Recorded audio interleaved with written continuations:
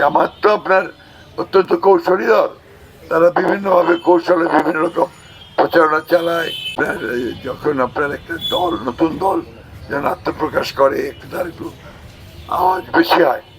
আর জামাত তো আপনার অত্যন্ত কৌশলী দল, তারা বিভিন্নভাবে কৌশলে বিভিন্ন রকম প্রচারণা চালায়।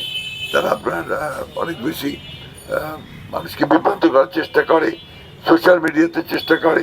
এই তো আপনার রিসেন্টলি তারা একটা ছড়িয়েছে একটা, আমি মনে করি যে অপকৌশল, অপপ্রচারণা এবং মানুষকে বিভ্রান্ত করার অপচেষ্টা, এগুলো খুব একটা কাজে দেয় না। আলটিমেটলি মানুষের উপর যদি আমরা আস্থা থাকে, তাহলে আস্থা রাখতে হবে যে সে তার ভোটের সঠিক সিদ্ধান্ত নেবে।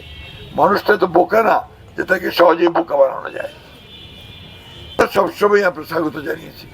আমরা আজ পর্যন্ত কোনো নির্বাচনের অতীতেও আমরা কখনো নিগেট করে দিইনি। আমরা আলটিমেটলি মনে আছে আমরা যেবার আপনার 30টা আসন পেলাম, সেটা হচ্ছে 2008-এ। আমরা তখনই পার্লামেন্টে গেছি, মাধ্যমে আসছে। আমি এই জিনিসটাকে আপনার ঠিক ওইভাবে দেখি না। আমি মনে করি যে সরকারি কর্মচারী, কর্মকর্তা তারা তাদের দায়িত্ব পালন করবেন।